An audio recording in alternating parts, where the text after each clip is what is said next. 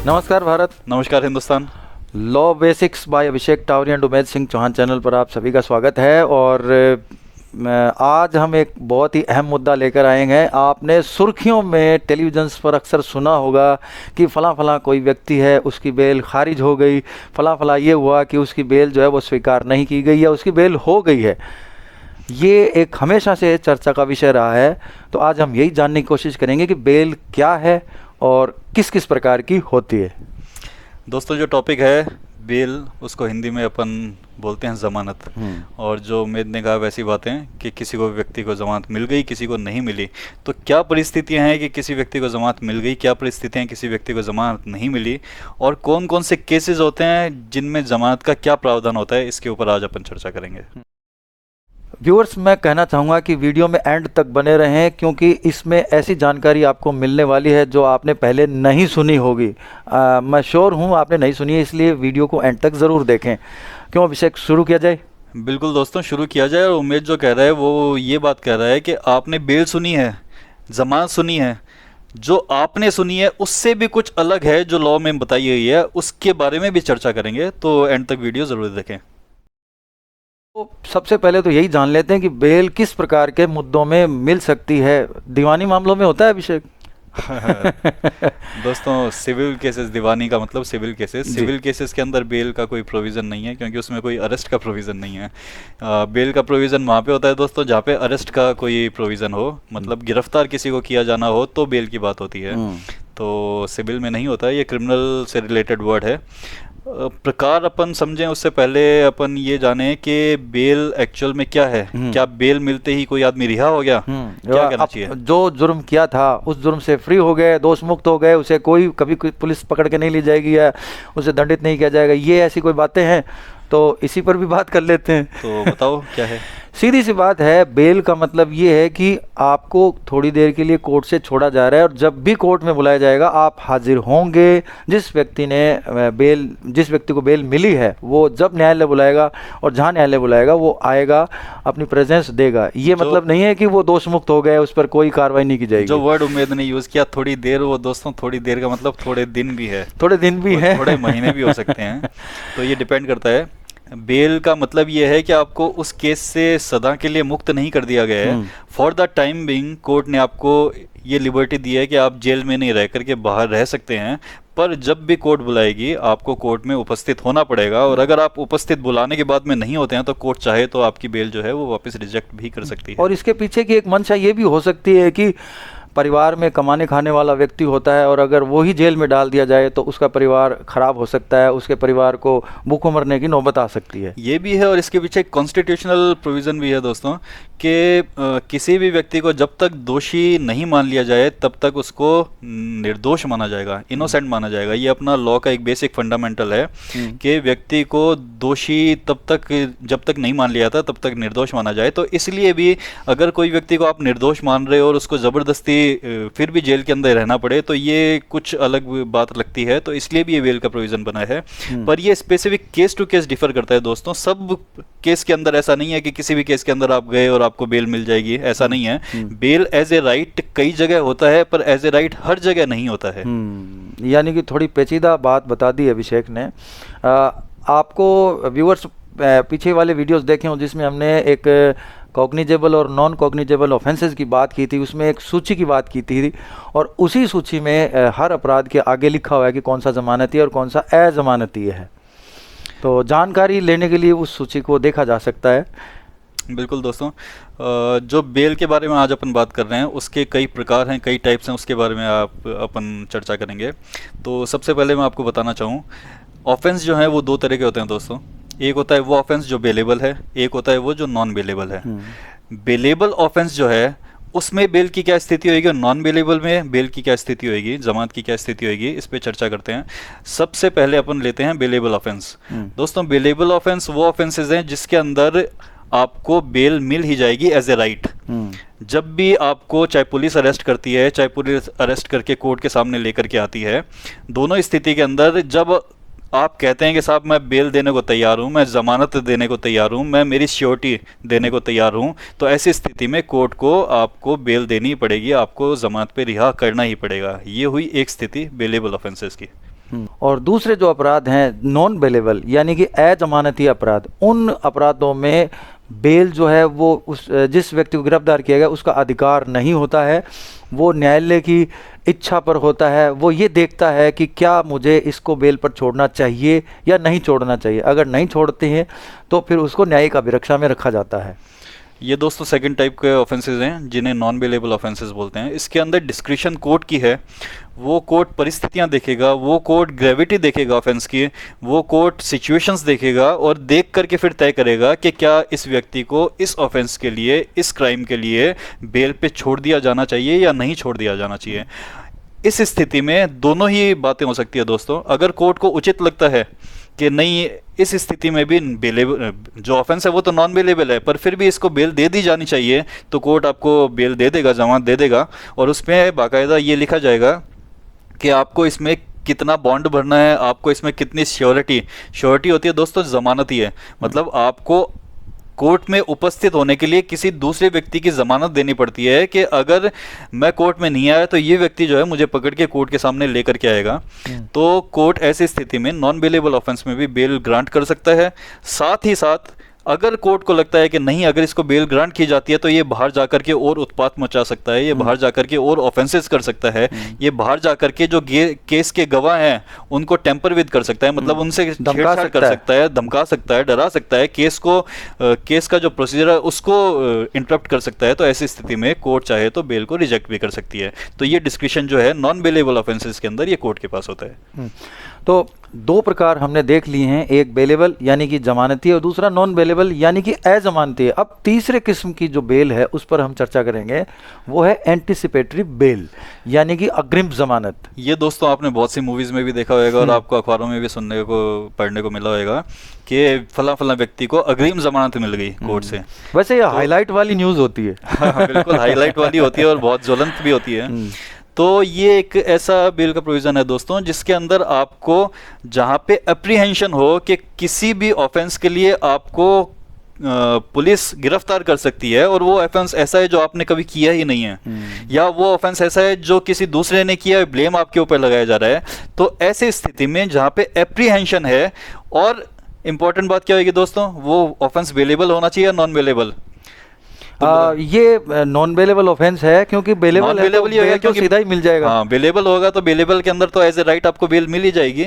तो anticipatory bail जो है वो नॉन बेलेबल ऑफेंसेस में लगाई जाती है।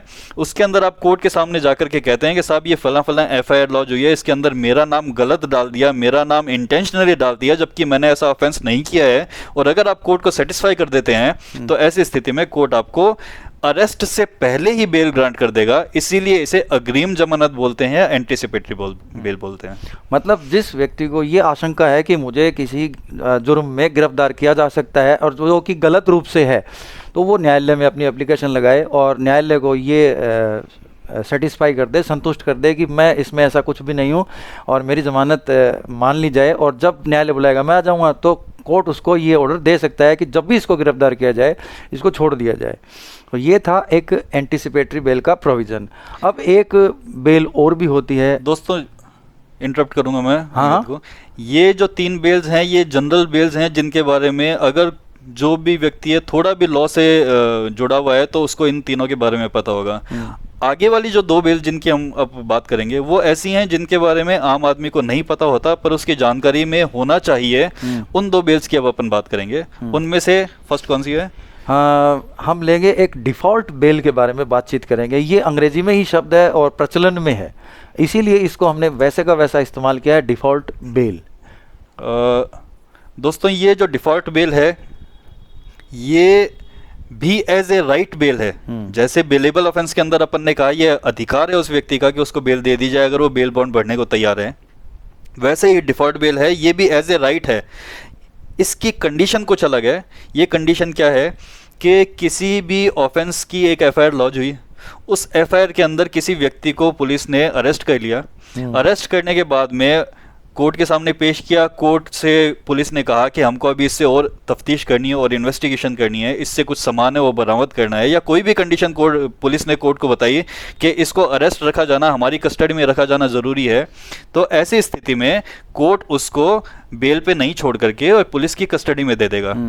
पुलिस अपना इन्वेस्टिगेशन करती है, इन्वेस्टिगेशन के अंदर पुलिस को टाइम लगता है, समय लगता है, वो 2 दिन हो सकते हैं, 5 दिन हो सकते हैं, 10 दिन हो सकते हैं, पर कोर्ट ने, लॉ ने पाबंद किया उनको कि आपकी कुछ लिमिट होनी चाहिए जब आपने किसी को अरेस्ट कर रखा है। अदरवाइज आपने किसी को अरेस्ट कर लिया और आपने 5-5 साल तक आपकी इन्वेस्टिगेशन ही कंप्लीट नहीं की तो क्या होगा? वो 5 साल तक, मान लीजिए उसको निर्दोष करार दिया जाता है तो 5 साल तक तो बिना कोई कारण के अंदर रह गया।